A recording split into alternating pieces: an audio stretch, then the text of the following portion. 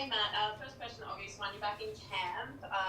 What is it like, and particularly with the younger contingent, is it a bit different?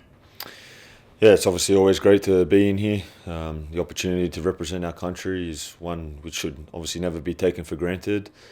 I think the majority of us got in yesterday. We had a light session, and it's nice to see obviously a lot of youthfulness around the squad. I think it adds a lot of excitement, and you're obviously thinking about the future and all that. And I think it's important to use these windows coming up to try and blood as many as we can, and give the guys the opportunity to make the most of the opportunities of being here in camp. And that's exactly what they're going to have come this game against Argentina.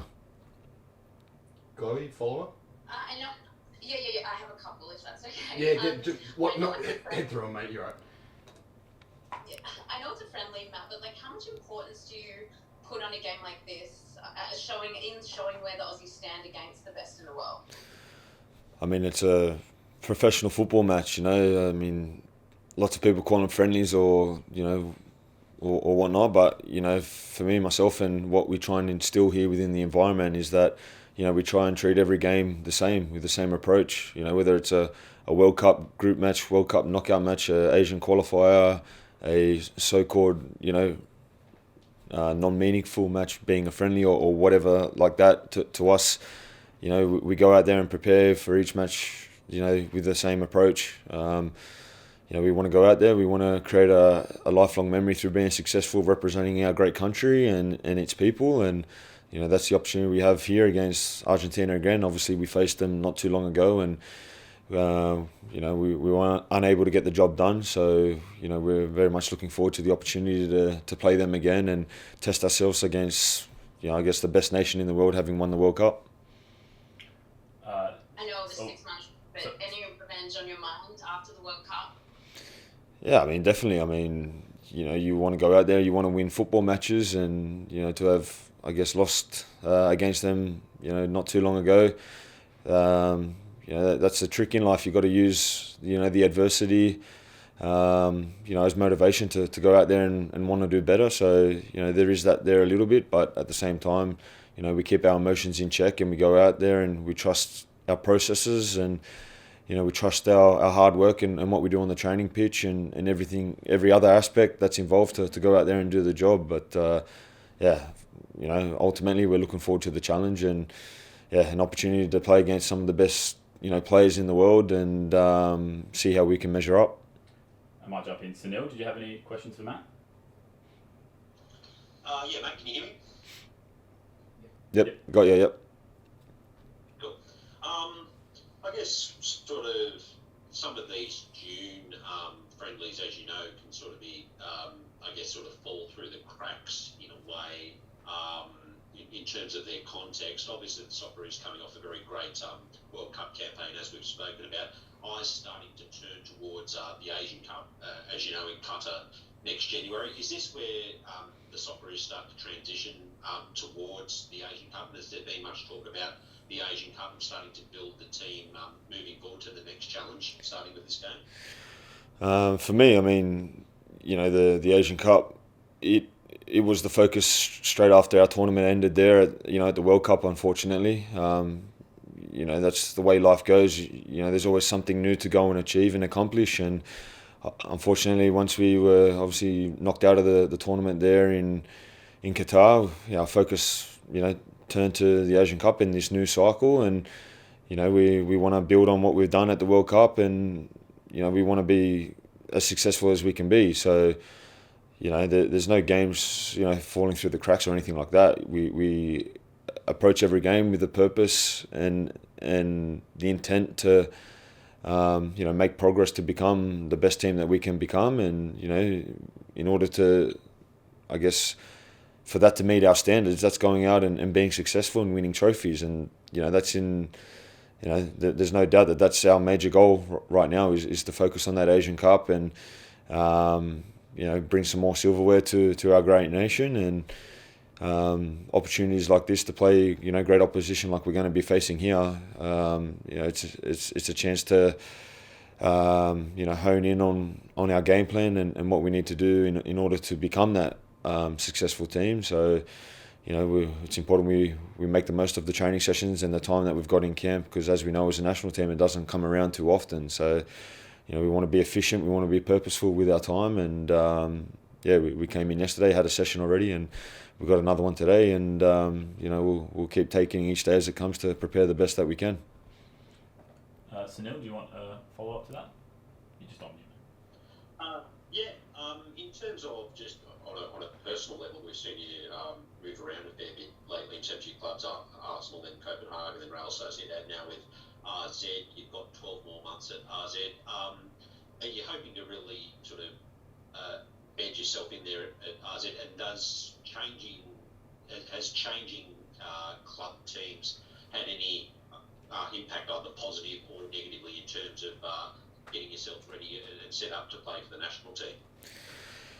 I mean, I just try and approach each day as it comes. I love playing football. It's obviously my passion and the thing that brings me, one of the things that brings me the most joy in my life. And obviously I'm very aware of the fact that I've been moving around quite a bit the last couple of years, but the motives for those moves have been to try and get out on the football pitch and playing games. And I think throughout the course of the season that's just unfolded, I mean, particularly just before the World Cup started, there was a lot of I guess people with a sort of negative opinion on my move to Copenhagen and all these types of things, because I'd sort of stopped playing the last month before the World Cup started. But I look back on my 12 months. I mean, I made the move to Copenhagen where I would have played, I reckon, probably double or 2/3 more of the games than what I would have played if I'd stayed in Sociedad, I feel. And I fulfilled a lifelong dream of playing Champions League football also. And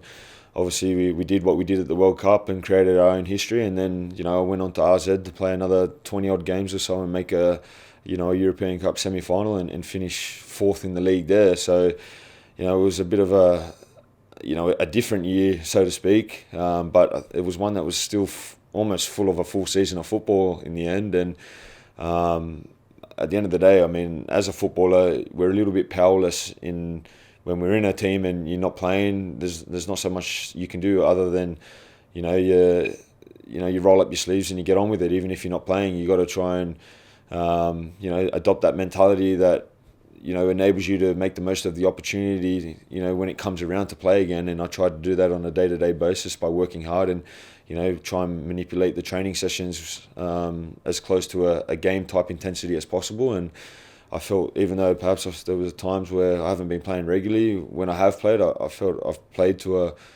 a decent level. And I think that's probably been that approach, that mentality has probably been the biggest reason as to, I guess, the form I've had when I have played. But I mean, like I was touching on, when the transfer windows are open and I guess us as the player have a little bit more opportunity to try and, I guess, push a move to go out and seek more game time, that's what I've been doing, and that's been the reasoning behind me moving around so often. I mean, I'm not content sitting on the bench and not playing, and me chopping and changing, that's what it's been about, to try go out and get more game time. And obviously this season was a little bit more important with the World Cup being on. I didn't want to take any risk of perhaps missing out on that great opportunity, so I wanted to get out and play. And I think looking back, I think I felt as if I've made the right decisions, and I'd probably make the same decisions again.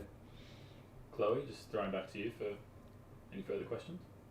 Yeah, I got another one. I wonder what is it like being a keeper to the world's best and Lionel Messi? Do you go in with a different demeanour? Do you have to level up, or do you just approach each game the same? That's the greatest job in the world. I can go out there and treat every game, every opposition the same way. I go out there, almost not giving an identity to the opposition, whether it be an individual or a team, and I just go out there and implement all that I've learned in my experiences as a goalkeeper and as a person to go out there and help our nation do the best that it can. Obviously you wouldn't be where you are here today if you're not super competitive and you've got that willingness to obviously win and do anything it takes to win. And that's exactly what my makeup is as a person and as a representative here of the national team or whatever club I'm playing for. And there's no better feeling in the world than going out there and playing the sport that you love and going out there and contributing to a win. For me, that's the pinnacle, and I try and emulate that as often as I can. And I approach each day of my life doing exactly that, to try to go out there and have as many wins as possible on the football pitch, and that's what brings me the most fulfillment and the most joy. Follow up, Chloe? No, I'm good. Thank you. Thanks, man. No worries, Chloe. Thanks. Sunil, anything further from you? Oh, sorry, I just have to unmute you. Apologies, mate. Thanks. I guess the only other thing I'd ask is, you talked about the younger players and think on the new players in the team. Alessandro Sacchetti, the young defender from Serie A, in the squad, probably going to make his debut against Argentina. Obviously, we have, there's a very close relationship between a goalkeeper and his central defenders in terms of organising a team and defending in the way the team plays. Do you anticipate there's going to be much of a bedding in process with a new central defender in front of you? And how long does it take to be, I guess, truly comfortable with a new player in front of you? Yeah, I mean, I don't think you can put a timeline on that thing. It's a matter of circumstances and I guess the camaraderie and chemistry. There's no doubt that he's going to have the willingness to want to settle in as fast as he can, and us as his teammates, we've got the willingness that we want to bring him into the environment and make him feel, as comfortable as possible so he can, play his best football for us and help make us stronger. And I briefly, have bumped into him in the physio room and all that here. Had a couple of little conversations with him. He's playing with, obviously, arguably the best goalkeeper to ever have played our game with, Buffon there, in Parma also. And I'm keen to, pick his brain a little bit about that as well, to see if I can get any insight, into Buffon on a personal note as well. But from a collective standpoint here in the national team, we want to, get him feeling as comfortable as possible within the group, and obviously embedding the principles and the mindset and all the little details that we want here within the environment, to enable him to play at his best, and like I said, to enable us collectively to play at our best. So I'm sure the more experience and the more time he gets in here with us, the better it's going to be for him, the quicker and more thoroughly he can establish the relationships with other players and the boys. And the environment here in the national team has always been fantastic in that sense, in allowing the fresh faces and younger guys to come in and settle in and help add to making us stronger. So it's going to be no different with him, and fingers crossed he can knuckle down as well and make the most of his opportunity of being in here. And the responsibility is also on him to do well and to give Arnie a reason to obviously pick him first and foremost, and then continue picking him down the track, and that's a responsibility we all have as players. When we get these opportunities, we've got to make the most of them, and we've got to give the manager a reason not pick us moving forward. So a great opportunity for everyone again, and we're very much looking forward to the game against Argentina in a few days.